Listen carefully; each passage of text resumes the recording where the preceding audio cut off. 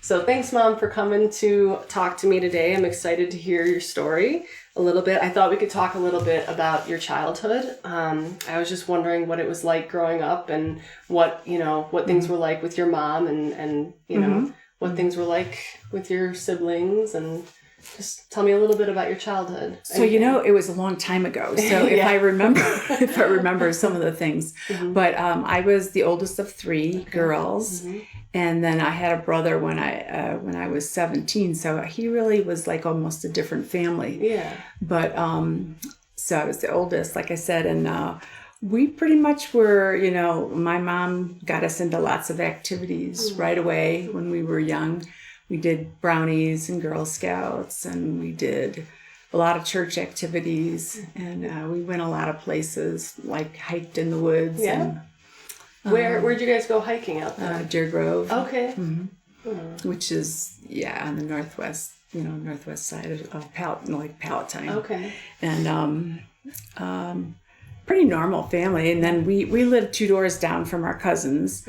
So we really had like two families that we grew up with. My cousin's family, the Grabs, had 2 boys that were older than me. And then Carol, who was the girl in the family. And then Bobby and Jimmy. Timmy, it was Timmy, Mark, Timmy, Carol, Bobby, and then Jim. Okay. So, and then the mom and dad, Nina and Jim. And they lived 2 doors down from us. And we used to have so much fun with the families together. And sometimes, shenanigans too, because Carol and I were older, we would hang with the boys sometimes. And we'd just, go different places. We had a lot of activities at school, like we'd have an occasional fun fair where we would do cakewalks, where we'd have a game where you'd go around and they'd play music, and then you'd stop and you'd sit down really quick, and then you'd win a cake. Okay. If you were the first one. The first one is well, if you were, like, say, the last one standing, or or the last. However it worked. I think if you got out, like, if you were the last one with the chair, you got the cake. Okay. So that was fun. We played that, and a lot of times, invariably, between the two families, we always got the cakes because there were 8 of us. Oh wow. Nice. So that was always fun.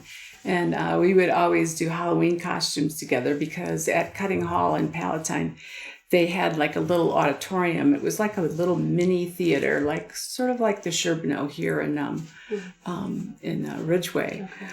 But they would do little contests for costumes, and we always won silver dollars, for our prizes. Did you buy your costumes, or did someone make them? Oh no, we made them. Yeah. Did your mom help, or? Oh no, I made. You just made them. We made her. So you've been sewing all that time. So yeah, I was probably in junior high, but we made costumes, and then when we'd go trick or treating, my cousin Carol and I would go together, and we would get garbage bags full of candy. Yeah. And we would hoard them.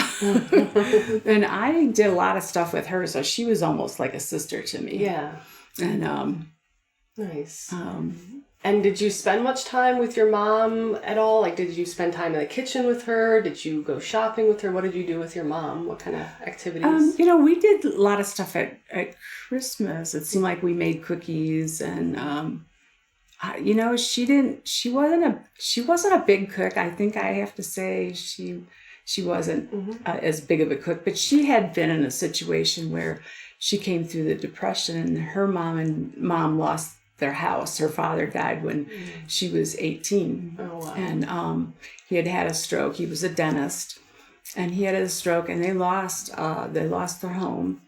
And because they couldn't provide. They couldn't pay for the house. Oh, wow. And so she lost her home, and was like, they were in a rooming house for I'm not sure how long. But yeah, that was really hard. Wow. And her brother and her sister. So she was the youngest of 3. Okay. Yeah. And then she met my dad. I'm sorry, I'm getting my... No, that's fine. So did she...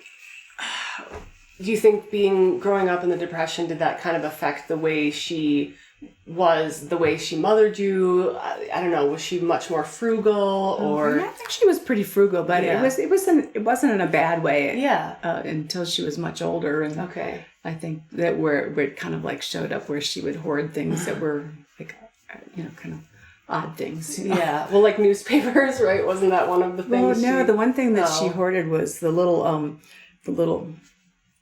they were, the things that come in vitamins that are like to keep the desiccants. the desiccants Yeah. that are supposed to keep the moisture out. yeah, So yeah. she used to collect those. What would she use those for? She would take them down to the basement to keep the moisture Okay, because nowadays you can use those if you get your phone in water and your phone gets waterlogged. You can put it in a bag with those. I've heard. I've never had to do it, but thankfully. Yeah. Thankfully. Oh, that's so funny. So she would things. Things, well, that's how it was in the Great Depression. Like you pretty much saved whatever you could. What they could. Yeah. And she when I was a young girl, she did work at the hospital as a lab tech. Okay. And surgical technician. So would you say she was a little bit hands off and she kind of let you guys do your thing, or she was pretty much hands on? She had to know. She had to know everything, where we were going or who we were going to be with. That's a good thing. And actually, there were times when I thought, oh my gosh, my mom is the meanest mom in town. And I'm sure you guys thought the same thing about me.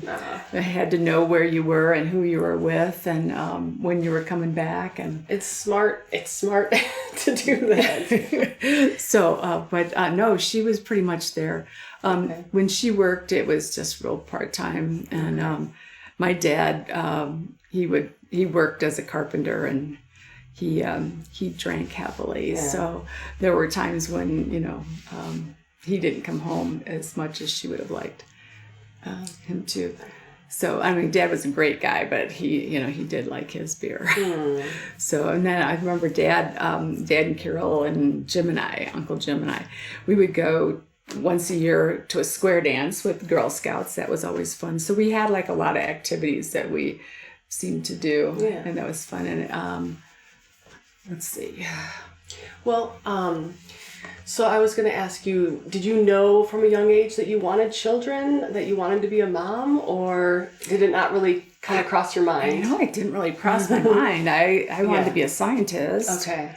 I had a model doll that was like clear and it had all the organs in it, and it had, the abdomen, it had the intestines, and then I had a pregnant model so that I could see where the baby would go inside so I wanted to be a scientist. How old were you when you had those? Well, I was probably junior high, and I had a microscope, and so I really have always liked science. Yeah. My mom would be aghast because I'd have her come look at something and it might be a scab off my it was science, Yeah. It would be a scab or something, and she'd be going, gross.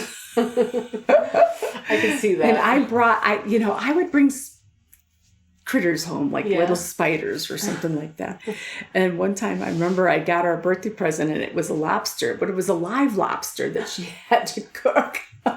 That's funny. So she probably thought I was a strange child. So she put it in boiling water? Yeah, she had to cook it. Yeah, it was good. I'm sure it was good. Yeah. And at that time they had these coolers at the shopping centers where they had live lobsters. I kind of remember that from, I don't know what and it grocery probably was store. creepy, but well, a little bit, but I do remember that from when I was younger. Dominic's. Dominic's. I don't know when they stopped doing that, but I don't know either.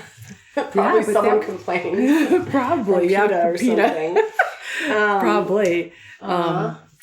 Let's see. So my younger sisters, I mean, I got along with Barb, but she was a baby, so I didn't really. She was 4 years younger than I didn't really hang with her too much. And Dina, and I, we got along most of the time, but she was pretty bossy. So, and still to this day, she's pretty bossy. So. We don't really, we're not, I wouldn't say we have a strong friendship. Yeah. Do you think you had a strong friendship with your mom growing up? I think I had a friendship with her later in life, after I was an adult, and she was, she kind of like relaxed. I think sometimes as a mom, you feel like you have to maintain that mother image and not show any weaknesses or show any flaws or, Yes.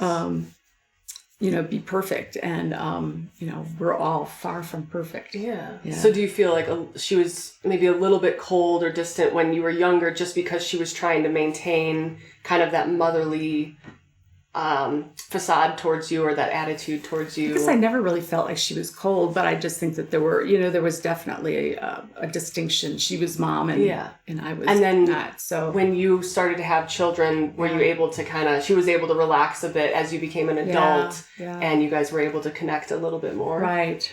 Yeah. Yeah. She was pretty busy. I don't think, the mom, like even my mother-in-law, they didn't, come and do a lot with the kids, with you girls. They didn't. They were more. I've done my job. I'm done. Grandma Hulk was really good about taking you places and stuff like that. Yeah, I seem to remember going over to her house more often than she came by us. Yeah. And I remember going to Chicago often for her birthday and, around Thanksgiving. Do you remember going when we went to that medieval times? Yes, I do. I think I got a carnation from one of the knights. Oh, okay. So we did a lot of things with my mom, and she did a lot of stuff with the Legion, American Legion. Yes, I do remember. And she was very patriotic, so there was a lot of patriotism. Yeah. And Girl Scouts, we always did stuff with Girl Scouts. So I wouldn't say she was cold. It was more, I think it was just a kind of a role. Mm-hmm. There was a very distinct roles. Mm-hmm. Women had their roles, men had their roles. Sure. And now it's so much more relaxed. Yeah. It's so much. Well, I'd like to segue now and ask you about how you met Dad. Okay. Yeah. I didn't know you were going to ask this one. Okay. So, okay? When I was living in Colorado, I had gone to school in University of Northern Colorado and had met a gal, and her folks said that I could come and live at her house in Grand Junction. So I'd gone to the University of Northern Colorado for 1 full year and then transferred to Mesa College in Grand Junction. And so I started to go to school out here. I would have a lot of endos. So I was studying nursing. I was already an LPN, and I think there were some friends that I had been involved with a group called Young Life in high school, and it's a non-denominational Christian organization, and they present the gospel to kids that maybe would never set foot in a church. It's a lot of fun. They tell people about Jesus, but it's really in a manner that's very inviting and exciting. So some friends of mine were coming from the Midwest to go skiing, and I said, "Oh, I'll come meet you." And I was going to go visit a boyfriend that I had in Denver. So I drove to Breckenridge and met up with Cliff Anderson and Cliff. Is that your boyfriend, or no? That was the Young Life leader. Oh, that's the leader. Okay. Young Life leader, and then the first day out skiing.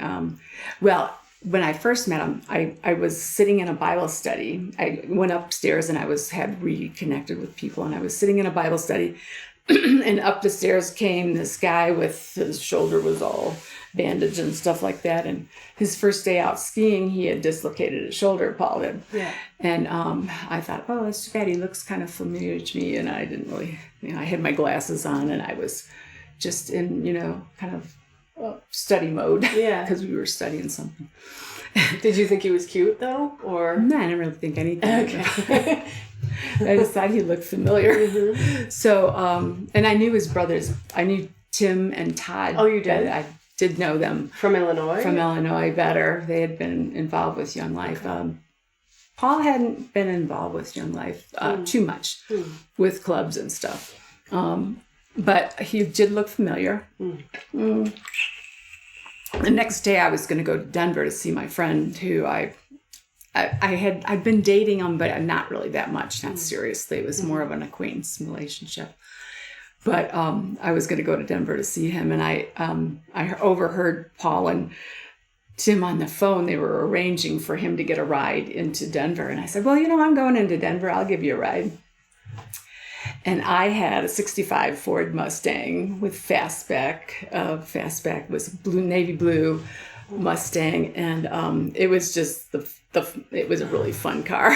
Convertible or no? V8.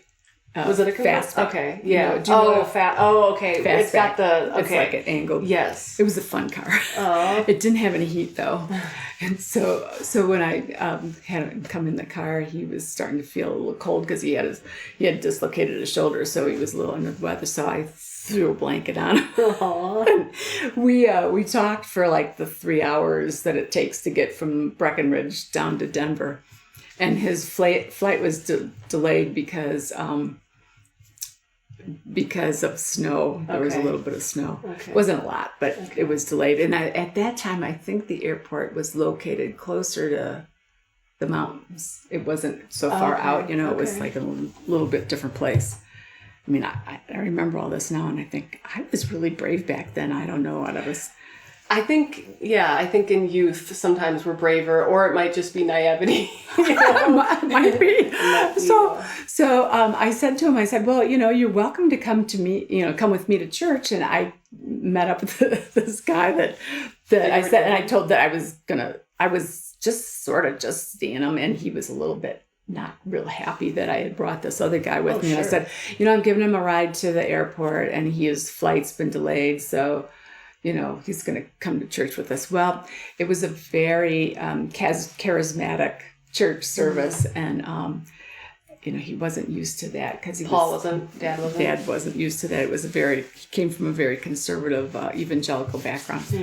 So they were speaking, they might have been speaking in tongues. I don't know. It was a little bit more, different, charismatic. It was like okay. So then I did give him a ride to the airport and say goodbye to him, and he gave me his address, and I gave him mine, and he wrote me back and forth, and I thought, I probably won't hear from him again, and I think I visited my friend Lowell, and he was not happy with me. So the next day when I went back to Grand Junction, because I had another 6 hours to drive back to get back to classes and stuff like that. I can't believe I did that, because that was a long way. And when back then it was just a 2-lane highway. 70 was not a 4-lane highway. Sure. And it was far. It was probably even took like 8 hours and instead of like 6. From Denver? From Denver. Ooh. Yeah. And did the other guy... And it was Loveland Pass. Oh, okay. Loveland Pass, not even Eisenhower Tunnel. Okay. And did you break things off with the other guy? Yeah, I never saw him after that. Really? So he was kind of done. Yeah, I was done with him. He was done with me, I'm sure, because I brought this other guy, to see, but I was like, it was innocent. He was, he was supposedly a Christian too, but he didn't react too well to Dad. So did Dad email you? Or not email? Did he mail you a letter? He mailed me letters. I think I don't think I've got any more letters left. We wrote back and forth for a couple months, and he came out to see me in April, and we went up to Aspen to kind of like check things out. It was in April, and it was still a little snowy out here, but it wasn't bad. And we went up to Hanging Lake. Was the first place I took Dad on a hike. Oh, nice. And now it's really popular, and you need a permit to go there. But back then it was just a fun place to go, and I had never been there myself. But you'd heard of it? Yeah. Well, Johnny, the lady that I live with, Jim and Johnny, they were the nicest couple, and they had suggested that would be a nice place. And then we went to the Glenwood Springs, hot springs there, and went up to Aspen. And that must have been a far drive too. And went and kind of sat in the park. It was just a kind of an old hippie park at that point.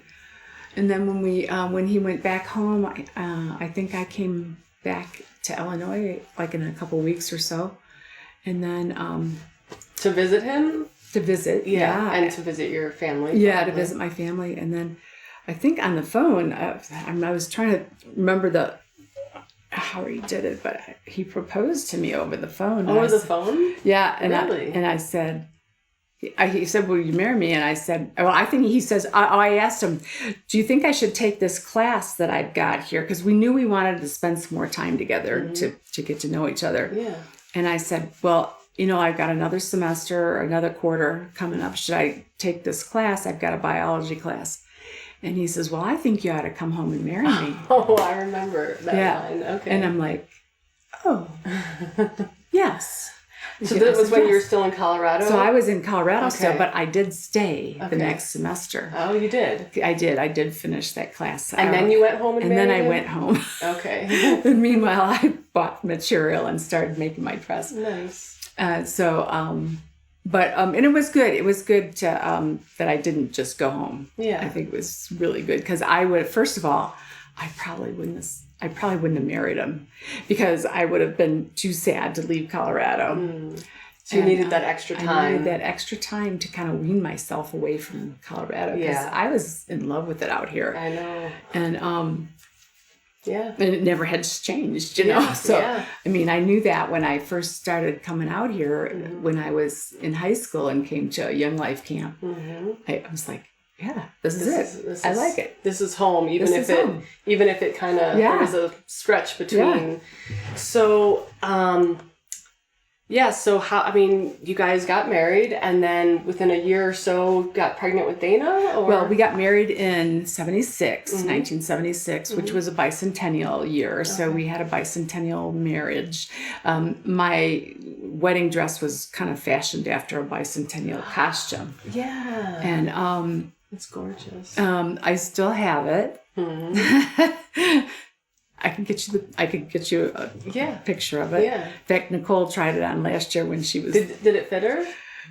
Or no, it didn't. It was small, or I was a little bit smaller then, so it was a little small, but it was probably just a whole different style. Maybe. It was like a cheap piece. It was because she was thinking to wear it for her. She thought about it, but it didn't work. It was gorgeous. So, so I still have that, and then we were married in 1976, and then we didn't have Dana till 1978. Okay. So we were married almost 2 years, which was wonderful because we really could start to get to know each other. And we moved back and lived in Dad's tiny apartment in Barrington, which wasn't too bad. It was an upstairs of a house, and it had like a little sitting deck outside. He loved being out in the sun. So we could go outside if we wanted to. And it was small. It was tiny little one bedroom.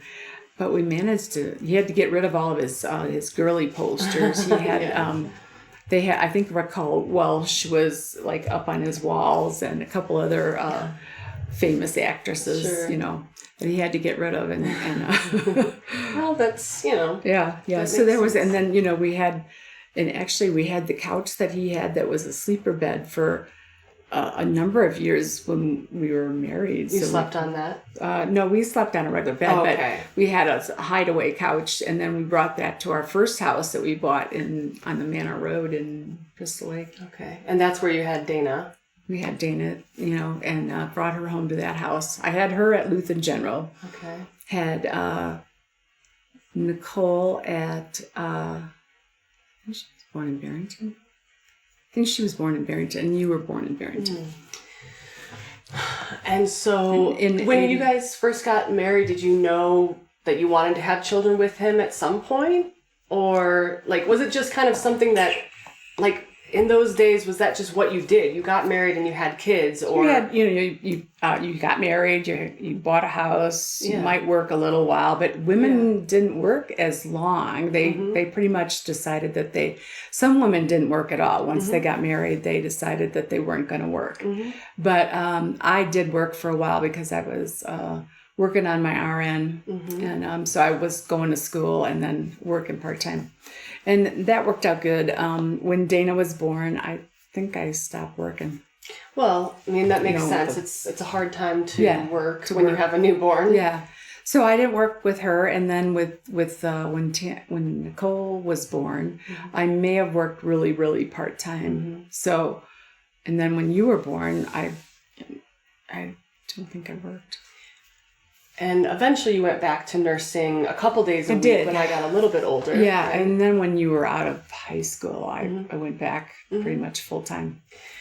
Was it hard balancing balancing roles with watching us and working at the same time? Or since you kind of waited to go back to work, was it not too hard? You were able to stay at home with us mostly? I pretty much decided that you guys were first. Yeah. And my... family came first. Yeah. Home family, came first, and then trying to have that balance. There were some lean times that we just, because Dad had his own business. Right. So the winters were hard because when he got his own business, we did lawn maintenance and landscaping. So then when it hit to be fall, he could do like some lawn, cleanup and stuff like that. But when winter came, he really didn't know what to do with himself until he got into snow removal. And he did the snow removal eventually for almost 30 years. Yeah. And it was a good, that kept you going. It was a good way to have the winters go by. And then after you were out of high school, we did, I did youth work, and I did a lot of ministry stuff too. I had you guys at home and homeschooled too. So that's right. So what were some of the challenges and concerns you had as a new mom? Like when you had Dana? When I had Dana? Yeah. Actually, I thought I knew everything. So it was fairly easy? So it was fairly easy for me. Okay. I was like 24. Okay. 24. I might have been I turned 24, or I turned 25 when she was born. Okay. So I was a little older when she was born. So I really didn't feel that nervous and I had worked in a newborn nursery at Lutheran General for a year prior or so. And so it was fairly easy. So I'd been around babies, and so I didn't really feel, and kind of knew what to expect, had taken CPR, and knew what to look for, like as far as a sick baby. I didn't really worry. There were times, I think the one that scared me a lot was Nicole, because she would get croup, and she would have a hard time breathing at night. You guys would, you had the throat, like you'd get a sore throat, and Dana would get earaches. So you all had something different, and that would be concerning. But as far as like worrying about it, it just seems so natural. Yeah. And did you treat us or did you take us to the doctor a lot, or did you have like natural remedies at all? Sort of a little bit of both, but I did take you. Dr. Halstead was the doctor, the pediatrician, and he was just so gentle and just such a nice man. He would talk right to you. He would talk right to the child, I kind of remember a poster in his office a little bit. I just remember him a little bit, but... Oh, yeah. So by the time you came, you were pretty well-seasoned mama. Yeah, well-seasoned. Yeah. Was there... I don't know. What was surprising about motherhood that you hadn't expected? Anything?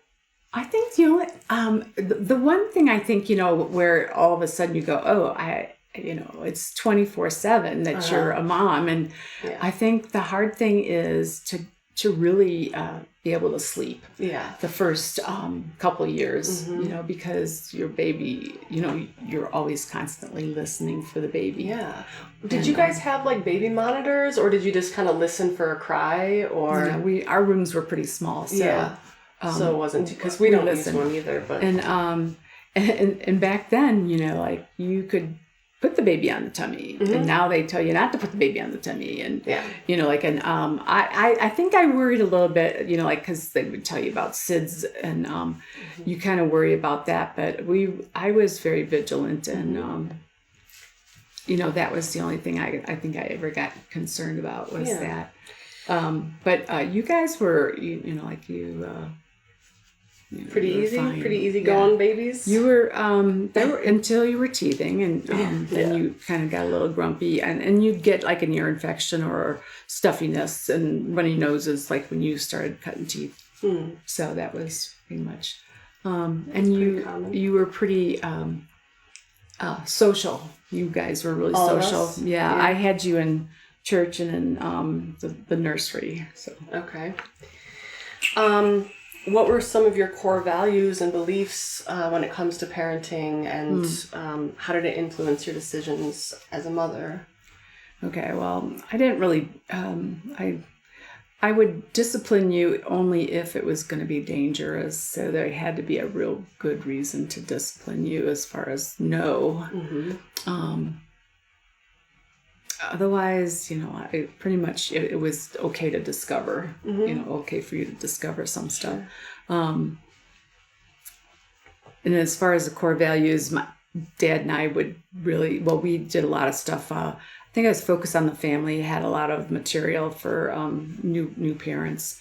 And so we used some of their material. And I had a lot of, like Linda had already had a couple kids, so I could ask her. Sure. And I didn't really talk to my sisters because Barb never had any kids, and then Dina, they're not believers.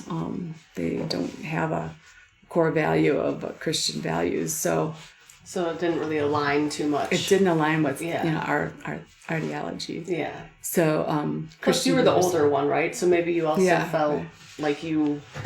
I don't know. You didn't feel like you wanted to go to your younger sister for advice, or I didn't really think that she'd know too much. I mean, I was the nurse, so she didn't really ever come to me either. But I think there was always kind of like there's an underlying competition between us. Oh, really? Yeah.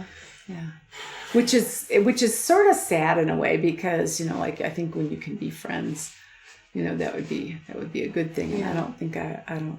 Do you still feel that today? Oh yeah. Yeah. I don't think we're as like friends. Yeah. That's rough. Yeah. So that's hard. So I think you have to really be close to your siblings. Yeah, as much as possible. Yeah. Definitely. Mm-hmm. What are some of your proudest moments as a mom, do you think? Well, I'm proud all the time. I'm a proud mom and grandmom and a great grandmom. I'm just so proud of the independence, the intelligence of the three of you girls, and just the women that you become, really. And so seeing this grow independent, up. Watching you grow up, and you've all been very different, which is fantastic. It's just and that's okay. I think it's good to have differences in families, and seeing you all, like even just seeing you evolve as a mom right now, it's really been fun for me to watch. You evolve as Jordan's getting bigger, and I'm like, it's just so fun. It's fun. What are some of your favorite memories, do you think? As a mom? Or of us growing up? Well, I just loved when we went on hikes and stuff, when we went out west. To Estes Park, and when we went to Camp Edwards. And those were like just really fun times. I actually loved homeschooling you guys. There were times when I had to just walk out the door. Sure, because we were being too rambunctious, or... Well, a lot of times it was Dana that was like, didn't want to do what I was telling her to do. So I had to take a breather and just go out the door for a few minutes, ride my bike down the road and back, so that I could calm down. But proud moments, like you all are such intelligent women, and independent. So I love it. I love it. What do you think has changed over the years with motherhood? What do you think has changed? I think motherhood is still the same. I think the idea that women need to have a career has sort of been. I think it's sort of. That you have to have two incomes, or that you have to have your own career, and that you have to be your own boss, or that you shouldn't, have a man to protect you or to lord over you. It's been a detriment to some women. Like I think, the fact that Dad's always given me a lot of free reign. I could work if I wanted to, or not if I didn't want to. and he's, we have a mutual submission. I believe in mutual submission to each other, where he's not a dictator over my life. And I've always, like, some decisions I abdicate to him, and we talk about it first before we, make decisions. So, but I think motherhood's changed in that, like, a lot of people are waiting till a lot longer to become moms, and that's okay. It's okay. It's all different circumstances, and some people are just deciding not to have children, and I think that's too bad, because I think babies really do bring you together and really bond the family. And definitely. Yeah. Yep. What do you think has remained constant in motherhood? Oh, just the love of a mom for her baby. Yeah, definitely. Boy, girl, triplets, twins. What advice would you give to new moms? I guess to enjoy your baby. Yeah. Enjoy your baby, learn with them, learn to be, adaptable. Because we learn as much from them as they teach, as we teach them. Definitely. Yeah. How important was the support of family and friends in your journey as mother? Oh, yeah. Very, very, very important to have a group of people around you that you could, a group of young moms is just imperative to be able to maybe even trade ideas, trade clothes, trade babysitting, trade play dates and stuff. That was just imperative. And then for family, having grandparents that would just maybe even just enjoy holding the baby for a couple hours. Did you find through church was mostly where you had your group of moms, or did you meet women just around town, or how did you come to your group of friends? I had a lot of different friends in different groups. I had I was always involved with Jazzercise, and there was some childcare for that, and then the YMCA had childcare, and then at church too there were moms groups. Yeah. Okay. And then my sister-in-laws and other people in the neighborhood. How has your relationship with us evolved over the years, do you think? I think as when you were growing up that for a while that you were distant, especially the teenage years, maybe. All of us, or? But especially Dana, I think was teenage years. It wasn't for a long time that she didn't come back. That she came back and could appreciate family. I think when she became a mom herself, she started to appreciate the family. Yeah. Nicole, I think she wasn't as outwardly rebellious as a teenager, but there was a distance, and then for you, I didn't really feel like you were real rebellious as a teenager. You were probably trying to keep the family together because you saw the rebellion around you. So you were trying to be the appeaser or the peacemaker, I think. I don't know. I think, a little bit. I think I was a bit of a peacemaker. Yeah, a little bit. But I'm sure I had my rebellious... You did have some rebellion. And I know I more your always, own individuality. Yeah. I know I wasn't always the nicest as a teenager. I think you and I probably didn't get along as well. Just in the teenage years especially. Yeah. So what have you learned about yourself in your role as mother? Have I learned about myself? Well, it's always a constant learn. I think you have to continually learn. Yeah. I think I learned that I have to get on my knees all the time and pray that God helps me every day, in my relationships to just a lot of people. And has that been a good help? Have you found that that's kind of, been a source of peace and... Sometimes. Yeah. Not always. No, it depends if I'm wrong. Well, yeah. If I'm wrong, if I'm wrong, sometimes you can be stubborn in some of your own thought processes, and the Lord has to work on you and go,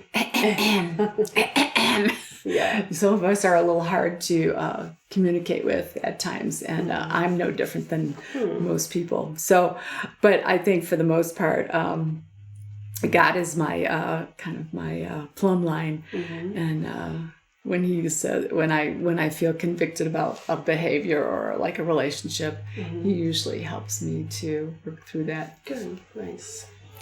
And if you could pass on one piece of wisdom to the future generations of potential moms or moms, it's kind of similar to the earlier question, but what piece of advice would you give? Only one. Okay. Only one piece. Oh, or more than one, whatever you feel. Well, I'm just thinking if you're growing up, and I'd say first try to enjoy your growing up years. Decide what you want to do. If you want to have a career, do that for the first couple of years, and make sure you choose wisely the husband that you're going to be married to. That would be one thing. And then as a mom, you got to be ready to die for your kid. And sacrifice. Do you feel like it was worthwhile to be a mom? I feel like it's a stupid question, but... That it was worthwhile? Yeah.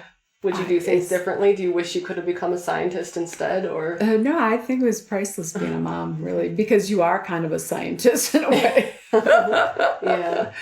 Because of all the different variables that are going on in your life with kids. I remember when Dominic was a little boy, and it was so cute to have him around, because even though he was my grandson, he'd be turning rocks over, and it was so funny because he'd find a spider and he'd pick it up and he'd show me the spider, and I'd say, "Oh, Dominic, you better put him down. He might not be too happy about being picked up."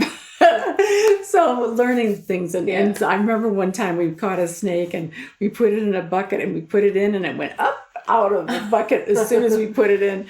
So there were things that we learned, and it was funny, but it's been fun to watch him grow with his boys too, because the boys are so crazy. So it grows you up in a way you never thought you were not possible. So kids grow you up. Yep. I think there's a certain level of maturity that only comes from becoming a mom. Seriously. Yeah. So, for sure. Thank you so much for talking to me today. It's been great. And now, was I personal enough though? Oh, yeah. I mean, okay. Yeah. So like good. Personally, for having you as the youngest, I think you probably grew up faster than the other two did, because I had the two older sisters. You had the others to look at, and which is good and bad, because I may not have taken as much time to just kind of enjoy you, because the life was really busy, after by the time you get to the third child. Yeah, I mean, there's pros and cons to being the first, to being the last, to being the middle, and I mean, I think you did a good job, and we came out pretty good. So I think you did good. I think you did come out pretty good. So thank you. Yeah. Thanks for being my first guest. Your guinea pig. Yes. Okay. All right. We can